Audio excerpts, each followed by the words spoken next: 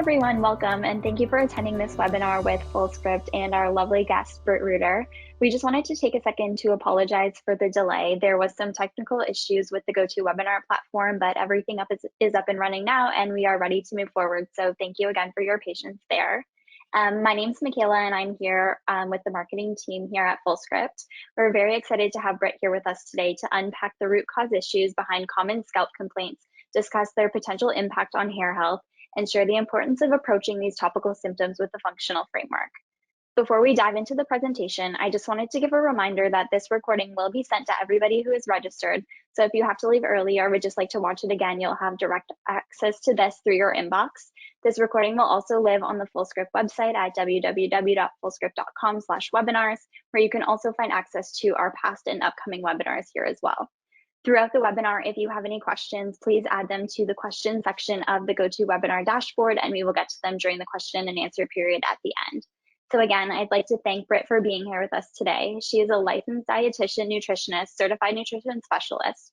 It's Britt's personal experience with chronic inflammation coupled with her formal training in nutrition and functional medicine that empowers her to help clients overcome these symptoms and when they feel stuck so they can get back to living their best lives. Britt lives in the Boston area, consulting with clients across the US via webcam and phone. And with that being said, I'm now going to pass it over to Britt to take it away, and I'll rejoin you closer to the end for the live Q&A. Thanks so much, Michaela. Thanks again for everyone's patience.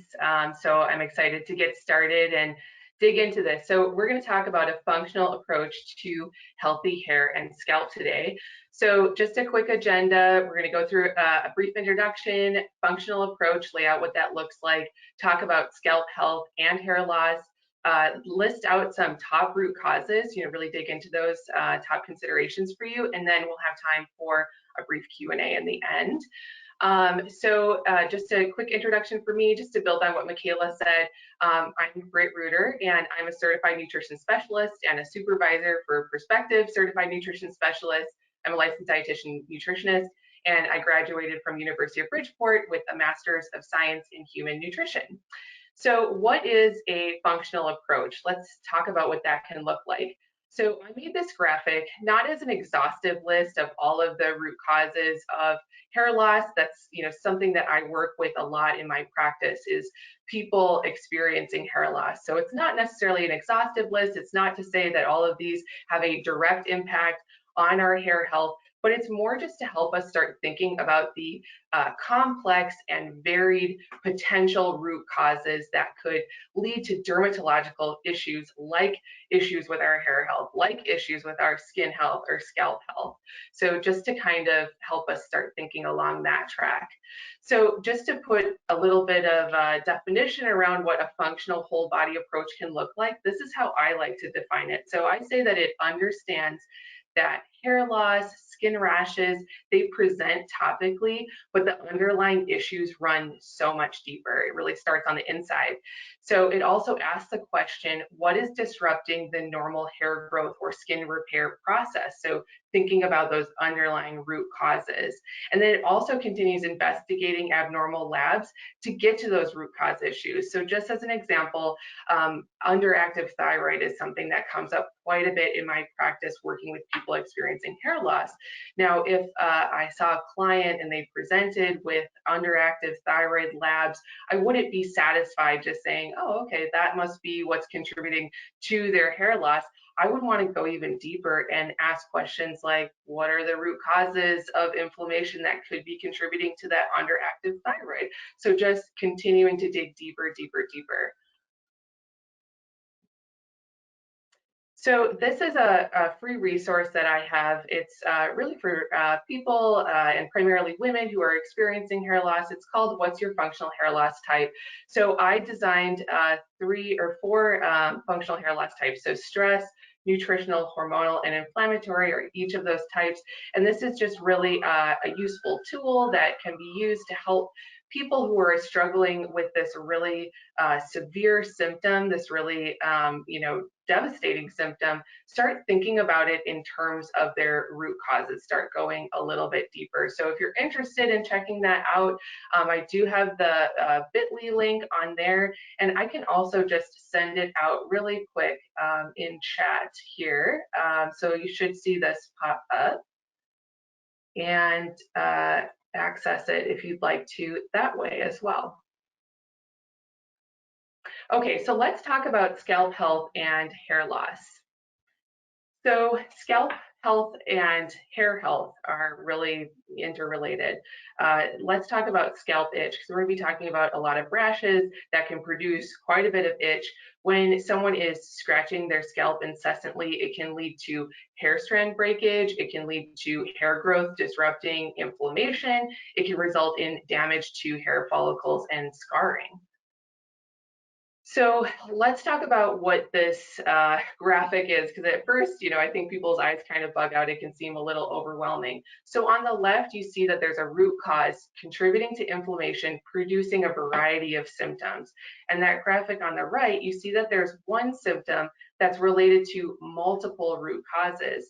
So, maybe an example of a root cause that we're going to talk about today, for example, is gut dysbiosis. So let's say that single root cause is gut dysbiosis, and the symptoms that it produces are GI complaints and eczema and hair loss. So really thinking about things in terms of that functional medicine framework. Now let's kind of apply an example to that graphic on the right-hand side. What if the symptom that we're talking about is eczema, and then we start uncovering some of those root causes like hidden gut infections and severe maldigestion and malabsorption, and maybe chronic stress on top of that. So just kind of using this as a launching off point to help us continue to think on that functional medicine model. All right, so let's chat about psoriasis. So psoriasis is a skin disease that causes a rash with itchy, scaly patches, and it's most commonly on the knees, elbows, trunk, and scalp. So you see it a lot on scalp. And some of the key areas of focus I really want to talk about is gut dysbiosis and immune dysregulation. Because remember, psoriasis is an autoimmune disease. So let's dig into some of those root cause areas of focus here. So gut dysbiosis. Gut microbiome imbalances, they're frequently seen with psoriasis. Dysbiosis has been linked to the development of psoriasis and several other non-intestinal autoimmune disorders. So it's not as though what happens in the gut stays in the gut. It really can impact the clients that we work with in terms of dermatological issues that they experience. And maybe as clinicians, that feels intuitive, where we understand that gut health is central to our overall health and well-being. But I think sometimes we forget that it's not that intuitive for the clients that we work with. So really helping to drive home how central gut health is to our overall health and how it can relate to skin issues, scalp health issues like psoriasis, I think is important. So we're going to talk about immune dysregulation too. That sort of fits in with that gut dysbiosis piece, but just remembering that, the gut is a big player in our immune health. And when we're thinking about psoriasis and autoimmune disease, we got to think about gut health too. So immune modulating metabolites that are produced by inflammatory dysbiotic gut bacteria can actually alter our immune tolerance. Levels of pro-inflammatory cytokines, you see those frequently elevated in clients or patients with psoriasis. So there's definitely an element of immune dysregulation relating back to that gut dysbiosis there. So just to continue to drive home this point, the connection between gut health and skin health, scalp health, of those diagnosed with inflammatory bowel disease, as many as 11% are also diagnosed with psoriasis. So you're seeing a lot of overlap there. And I want to tie this into hair health as well, because that's my specific passion. So gut health and hair health are also so tightly linked. So it's estimated that 33% of those diagnosed with IBD experience hair loss. So it's not uncommon in my practice to see people present with IBD and psoriasis and hair loss. So kind of thinking back to that functional medicine template that I laid out earlier. This is actually a really cool case study on that second bullet point that I want to share with you. So in a recent case study, a patient with alopecia areata, which is an autoimmune type of hair loss, received a fecal microbiota transplant. Their disease was put into remission and they experienced hair regrowth.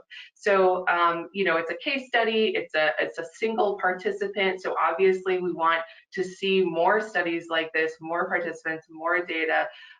But if nothing else, it helps to just reiterate that strong connection between our gut health and our hair health. Okay, so next we're going to chat about eczema. I'm just going to take a quick sip of water here. So eczema is also referred to as atopic dermatitis, and it's a condition that makes your skin red and itchy. So the key themes that I want to focus on here are gluten reactivity and hyperpermeability, leaky. That's going to come up a lot. Before we get into that, you know, if you're fortunate enough to not have experienced scalp health issues, itchy rashes, then it can be hard to empathize or sympathize with clients that are, or patients that are really struggling with that. And so, you know, it's important to note that chronic itch and chronic pain are experienced similarly. You know, I think that we can all kind of imagine how terrible, how devastating chronic pain would be, but we really need to think about chronic itch in the same way. You know, people are really desperate for relief because it's just such a all-consuming, horrible symptom to be experiencing. So just keeping that in mind to infuse compassion into the work that we do. So gluten reactivity, the second most common manifestation of non-celiac gluten sensitivity is eczema.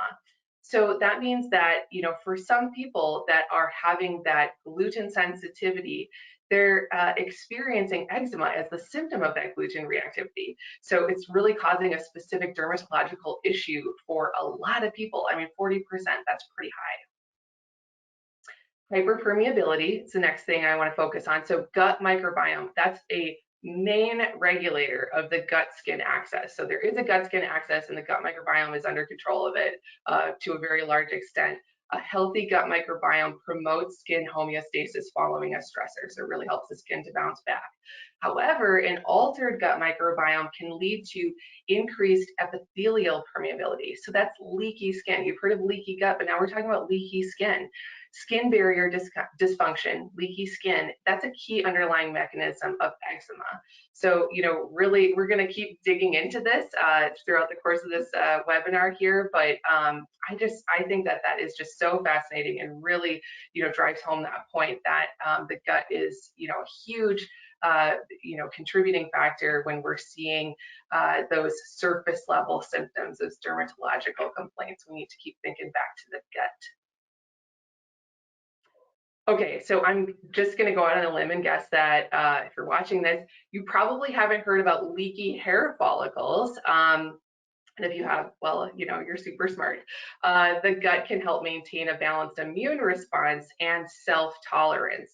So the hair follicles, they're one of the sites on our bodies that we need to have immune privilege extended to the hair follicle. It's another site, for example, is our eyeballs. So they're kind of almost foreign to our body, and our body needs to, immune system needs to extend immune privilege to that other body. So inflammatory changes in the gut can lead to a loss of that immune privilege of the hair follicles. Alopecia areata hair follicles are described as leaky because the immune system is able to infiltrate and attack the follicle.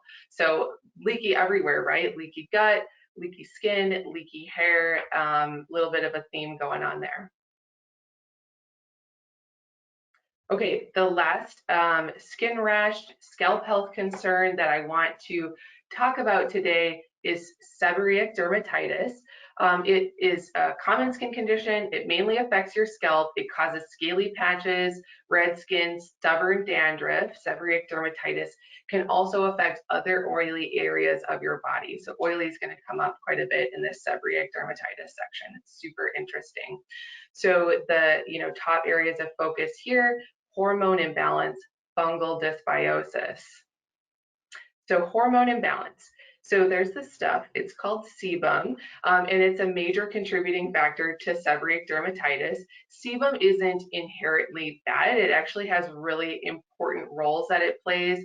It helps to protect our skin and regulate our skin's microbiome. It's released by special glands called sebaceous glands. But high androgens, masculinizing hormones, can actually lead to an increase in sebum production. So high androgens, more sebaceous glands, more sebum production. And then fungal dysbiosis is another key area of focus, something to keep in mind with seborrheic dermatitis. So key fungal species associated with seborrheic dermatitis is Malassezia. It's normally present on the surface of our skin. Our skin has a microbiome, just like our gut has a microbiome, but excess sebum production allows it to proliferate. So this pattern of scalp dysbiosis can also lead to inflammation around hair follicles. So you're seeing like a direct connection there between the scalp health and the hair health, and it can potentially impair the normal growth cycle of a hair. Okay, so I want to talk for a moment about skin pH and the microbiome. When we're thinking about seborrheic dermatitis, this is super important. So a healthy skin's pH is more acidic, so lower number on that pH scale. An elevated skin pH, which translates into more alkaline. It's seen in different skin conditions like seborrheic dermatitis and eczema. So higher alkalinity can also promote skin microbiome imbalances and the proliferation of the yeast species Malassezia that we were just talking about. So the skin pH is going to be a big part of helping to control the skin's microbiome. Well, one special consideration that I wanted to bring up today too, so these are two leading natural dry shampoos. Dry shampoos are really popular. I work with a lot of people that are athletes that want to go to the gym and then they want to throw in some dry shampoo and go back to work. So I didn't want to call out any brands in particular because I know that these are high quality products that don't affect everybody negatively, but I wanted to show you their ingredient list because a lot of their ingredients are actually very alkaline. So like baking soda, which is also sodium bicarbonate, or the clay, those can be quite alkaline. So they could, cause an issue with our skin's pH, with our scalp's pH, and promote that dysbiosis, that fungal overgrowth. So if a client is struggling with seborrheic dermatitis or eczema or other scalp health issues, I'm likely to point them away from using a dry shampoo. And just from a maintenance perspective, maintaining that healthy pH on the surface of our skin, what I really like to do is use a diluted apple cider vinegar, so maybe just like a couple tablespoons to a few cups of water, and after shampooing in the shower, I'll just kind of rinse the apple cider vinegar through my hair, rinse it out really good, and just try to normalize the pH a little bit and give it that acidity that it prefers to maintain a healthy scalp microbiome. All right, so let's dig into top root causes because we're taking that functional medicine whole body approach here. So here's the top root causes that I really want to zero in on, just to kind of like boil them all up together, relating them back to all of the skin rashes, the scalp health issues that we talked about today, and also our hair health. So gut health, nutrition, and hormone balance. That's the top root causes. So kicking things off with gut health, immune balance.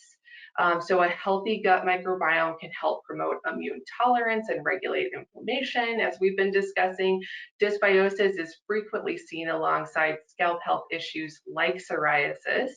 And then digestion and absorption. So If we have compromised gut health, we also are going to have compromised digestion and absorption, and that can limit the availability of nutrients that are needed to balance inflammation, to maintain healthy skin barrier, and to grow hair.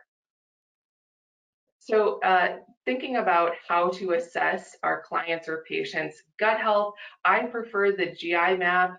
So the GI map is a stool test. I have kits shipped directly to clients so they can complete it in the privacy of their home. And if you're not familiar with this lab by Diagnostic Solutions, it relies exclusively on PCR technology to detect parasites, bacteria, fungi, and more by targeting the specific DNA of organisms tested. So this little snippet here with the normal bacterial flora, this is actually a portion of a GI map result. So low commensal bacteria is a frequent dysbiosis pattern that's seen with scalp health issues like psoriasis. So when we're seeing low good bacteria, low commensal bacteria like the bifidobacteria and the lactobacilli, this stool test is really going to help to assess that. So one of the consequences of low commensal bacteria, also it usually translates into low short chain fatty acids. And short chain fatty acids, they can play a role in shaping the skin's microbiome and immune defense. I want to just kind of reiterate that point because I know that when I first learned that, it blew my mind a little bit. So the good bacteria in our gut produce short chain fatty acids that are really important to help shape our skin's microbiome. Like, I love it. So butyrate is a very important short chain fatty acid, and main butyrate producers are in the firmicutes phylum. So I really like that the GI map looks at that phylum microbiota that's able to help us see. So this person, for example, has low commensal bacteria because their bacteroidetes are low. So, something to keep in mind there. Another consequence that I just wanted to mention really quick of having low commensal bacteria is that it can make us more susceptible to dysbiotic bacterial overgrowth, to gut infections. So, being able to have that colonization resistance by having a very robust, healthy microbiome is super important on so many levels. Okay, another dysbiosis pattern that I want to touch on is gut infections, H. pylori, E. coli, Campylobacter. These are big inflammation generators, and it's very common to see this alongside concurrently with scalp health issues, with skin rashes, and with hair health issues as well. So here's a couple key supplements. Obviously, totally case dependent. In some cases, we're referring clients out to get, treated for a hidden gut infection. Other times we're able to leverage high quality supplements like these, which, of course we can find on Fullscript. So just to walk you through what a couple of these are ones that just I happen to use frequently in practice. So Gastromend is a great product from Designs for Health that has mastic gum and DGL licorice and zinc carnosine, so it can be really helpful to support clients that are struggling with H. pylori overgrowth. Biofilm Phase 2 Advanced from Priority 1 is a biofilm disruptor, and it's non-enzymatic, so I find it's a little bit more effective and helpful for clients that are struggling with SIBO, with delayed gastric emptying, with low motility, because if there's any food present in the digestive system and you introduce that enzyme-based biofilm disruptor, it's just going to eat up the food and not really disrupt those biofilms. GI Synergy is a great broad spectrum botanical antimicrobial from Apex Energetics that I use frequently. And then Claire Labs has a great probiotic called AVX Support, which I really like to use with clients. So there's the abbreviated link there. Again, if you wanted to check out these products or any of the products that I'm going to talk about in the presentation today, and I'm also going to just paste in the chat again that link if you wanted to access it there as well, just for your ease. Another key supplement relating to that gut health root cause is this prebiotic by Microbiome Labs called Mega Pre. I really like it because the specific prebiotic fibers that are in there, the FOS, the XOS, they can help support levels of key butyrate producers, those really important short chain fatty acids. So I really like this. I have some at home myself, and I really enjoy it. So that's a good another good product to check out. Okay, let's talk about the root cause nutrition. So we're going to start out with skin barrier proteins. So there's a skin barrier protein called filaggrin, which is often deficient in skin rashes such as eczema. And omega-3 polyunsaturated fatty acids, antioxidants, high-quality proteins, they can be critical to maintaining healthy skin barrier and immune response. So thinking about those skin supportive nutrients. And then last, we're going to talk about a gluten-free diet. And the reason that that's coming up is because there's a lot of frequency that gluten reactivity is associated with skin rashes. So eliminating gluten may be indicated. So there's a lot of different ways to assess our clients or patients' nutrient status.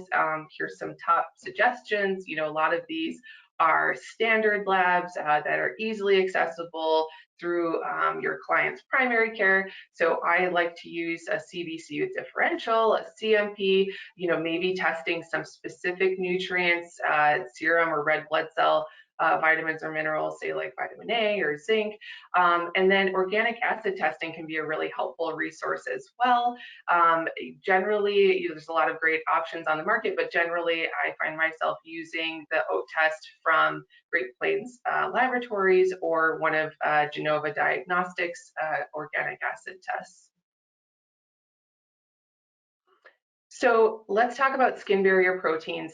Filaggrin, it's a skin barrier protein that's commonly deficient in rashes such as eczema, and it's the amino acid histidine that's a key component of filaggrin. This was really interesting to get a good reminder on this too. So low folate can deplete histidine due to increased urinary loss. So formaminoglutamate, FIGLU as it's sometimes called, is actually a breakdown product of histidine catabolism. So that's sort of the link there, is that we use FIGLU, right, to assess as an organic acid to assess folate status, but that can, you know, kind of also tie into this whole histidine thing. So low folate, low histidine, potentially low filaggrin as well. So this is a key supportive nutrient that I like to use. So Designs for Health Complete Multi. I have little dots, if you can see it, next to the supplement facts. So the ones with the yellow dots, those are important for histidine support, the folate, zinc, copper, and then vitamin D, B12, and selenium are often seen deplete in people with skin rashes like psoriasis. Here's a couple other products that I find myself using pretty frequently in practice. Omega Vale Hypo, which is a omega-3 high potency fish oil supplement, and then curcumin 500. So it's a high quality turmeric supplement, very bioavailable, and these can help modulate inflammatory response, help fight that inflammation. Okay, so this one is probably a little bit more of a surprise, and maybe you don't even think of this as a supplement, but since Fullscript carries it, it must be. So Vital Proteins Matcha Collagen, it's delicious, first of all, but the EGCG is the antioxidant, key antioxidant in green tea. It possesses strong anti-inflammatory properties. That's probably why, you know, all of us have heard of it, but it can also help inhibit the production of hair-harming androgens. And remember, when we were talking about seborrheic dermatitis, we were talking about excess sebum, we were talking about high androgens. So incorporating more EGCG for people that are struggling with androgen dominance may be very helpful, because it can help inhibit the enzyme 5-alpha reductase that you know, really produces a lot of those potent androgens. Okay, so gluten-free diet, we sort of, you know, touch on this a couple times, but just a little bit more information, a few more stats to share with you here. So celiac disease and gluten sensitivity are common in those with psoriasis. Some estimates put those with psoriasis at greater than twofold risk of being diagnosed with celiac disease. So, assessing your clients comprehensively for celiac disease or gluten sensitivity, or helping them follow a gluten-free diet for a period of time, like a gluten elimination diet, could be really beneficial to people struggling with scalp health issues and skin rashes. Okay, so last root cause that we're going to talk about here before we get into some Q&A. So hormone balance, and we're going to zero in on insulin insensitivity and chronic stress. So insulin insensitivity, insulin's a hormone, and all of our hormones are interrelated. So increased insulin levels actually upregulates androgenic hormone synthesis that can blunt the normal hair growth process, stimulate excess sebum because it encourages sebaceous gland proliferation, and thus it can contribute to skin microbiome imbalances. So, thinking about how sensitive to insulin our clients or patients are is really important. And then chronic stress, it can impair our normal immune response. It can increase androgenic hormone levels because, of course, our adrenal glands don't only output cortisol, they can also output androgenic hormones, and even more so when we're chronically stressed. And chronic stress can also limit nutrient availability. So this is my favorite way to help clients get a good picture of what's going on with their hormones. The Dutch Complete, it's an acronym, dried urinary test for comprehensive hormones. So it's a comprehensive assessment of sex and adrenal hormones and their metabolites. I really like it for so many different reasons. It's an at-home urine test, so it's a great alternative to taking vials and vials of blood to assess as many hormones as get tested within the Dutch Complete. I think it's 35 different hormones. I really like it as a way to assess your client's adaptation to chronic stress. It looks at the diurnal pattern of cortisol and metabolites cortisone. So it's a really in-depth way to help assess what effect chronic stress is having on our clients. So insulin insensitivity, just to spend another minute on this, increased insulin levels, which is what you see when insulin insensitivity is occurring.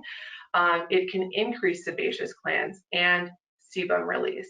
Excess sebum contributes to an altered skin microbiome, like we talked about earlier. For example, yeast species Malassezia frequently proliferate. So, high androgens, high sebum, high Malassezia, and then maybe we start seeing symptoms like seborrheic dermatitis.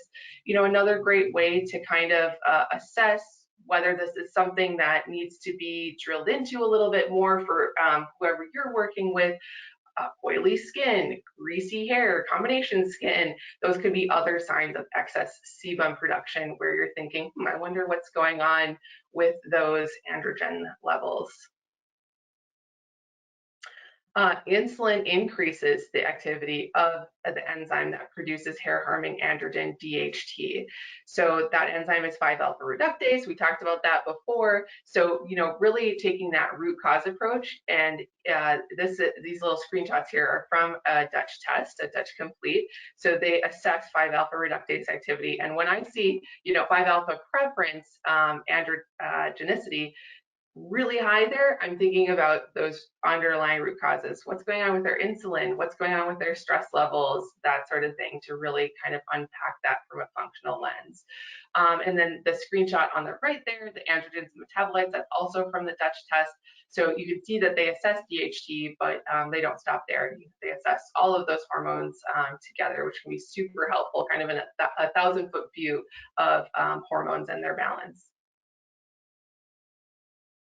So a couple more pieces of lab data. I really like to use a fasting insulin. So fasting glucose is included in a CMP panel. It's standard, but oftentimes a higher fasting insulin isn't something that you're really going to see on a fasting glucose test.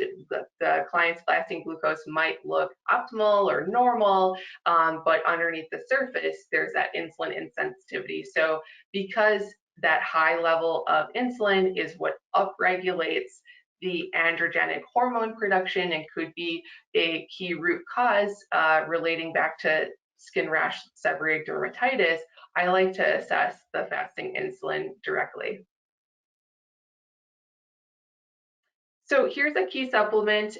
This one's from Thorne. This is ovarian care. So the green dots on the supplement backs are next to folate and green tea extract, which we already kind of talked about what the benefits of those are, but it also includes inositol.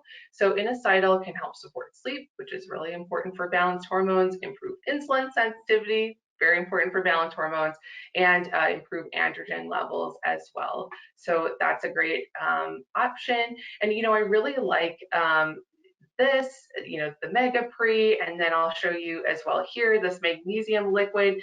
It can be really helpful for clients that are fatiguing on just taking pill form supplements. Sometimes they just want to mix it up with a drink mix or a liquid form. So these are great options for that.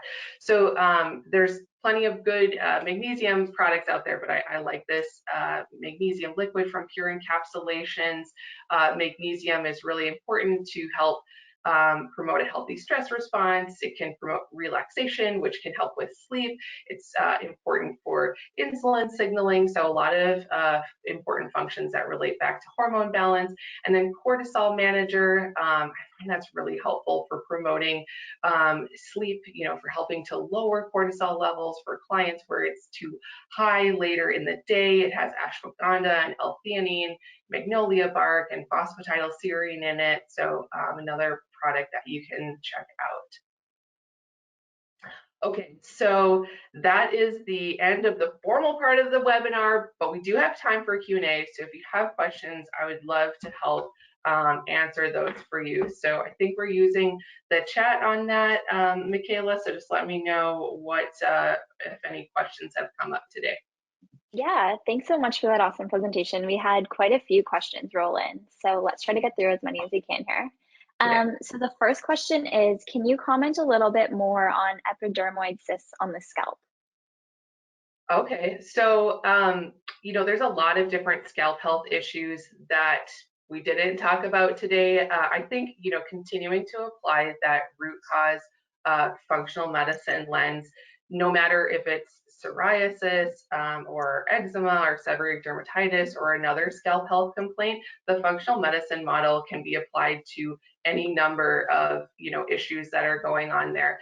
So we talked a lot about gut dysbiosis and how that can really contribute to skin barrier breakdown. So I would want to be investigating what's going on in the gut, most likely in a client like that, maybe interviewing them to gather some more clues like, oh, frequent antibiotic use, okay, like highly refined diet, lots of stress, proton pump inhibitors, things that we know can contribute to gut microbiome imbalances, and then leveraging something like the GI map, like I talked about, to investigate that, looking at those phyla microbiota, making sure that there's adequate commensal species there that are going to produce those short chain fatty acids that are going to help to modulate the immune system, shore up the skin barrier to promote skin microbiome balance. That's where I would probably start. Awesome, thank you. Can you talk a little bit about vitiligo of the scalp and other areas of the skin, and what aspects are typically overlooked by practitioners other than leaky gut mechanisms? Other than the key gut mechanisms. Yeah, because that's exactly what I was going to say. I was going to say it's like ditto to what I just said on the last one. The gut health piece is really big. We talked about it a little bit in the presentation too, but chronic stress can really play a huge role and often goes overlooked by clients. It's I know, just speaking from my own personal experience, struggling with health issues, that historically it's like I want to do everything but focus in on that stress piece. I'm like, oh, well, like maybe I should like filter my water, or like maybe I should clean up my beauty products, and all those things are really important, but then the stress piece gets overlooked. So chronic stress can alter our immune response and can distort our immune balance, can be a major driver of chronic inflammatory conditions. So that would be another piece that I would look at. We talked about the Dutch Complete on there. I think other than perceived stress, when we see chronic stress. When we say chronic stress, a lot of times we're thinking of that mental, emotional stress, that perceived stress. But I also like to investigate glycemic dysregulation, so blood sugar issues as being another potential source of stress. I like to investigate circadian rhythm, so how well clients are sleeping, and then inflammation, so hidden infections in the gut, or maybe chronic infections like chronic viral infections or toxins. So I mean, there's a lot of stones to turn over there, but that's probably where I would start with that. Awesome. Next question is there any specific strains of probiotics that have been found beneficial for hair and skin microbiome?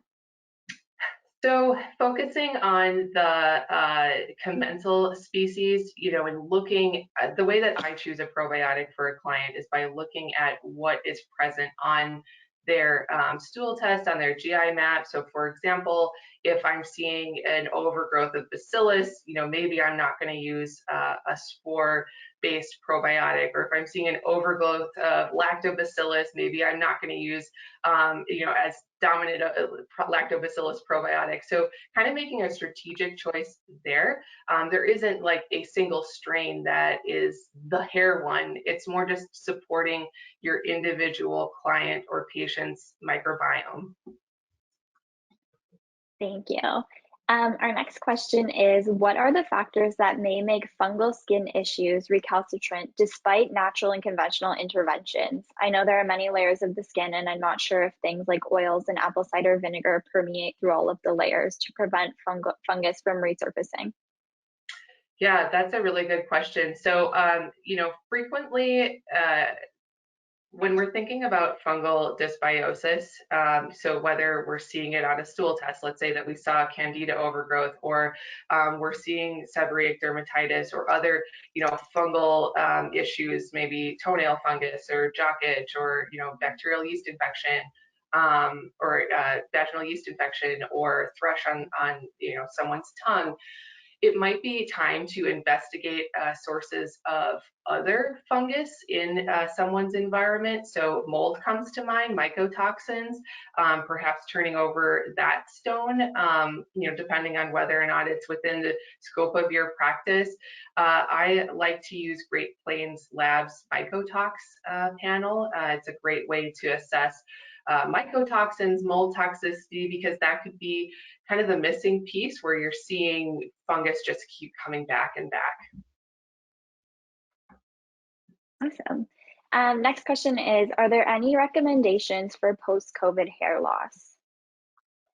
So the way that I look at post-COVID hair loss is really as a source of stress on our body. And so really assessing a client comprehensively, looking, oftentimes we'll run the Dutch complete, looking at that adrenal function, and seeing how we can support the client from there.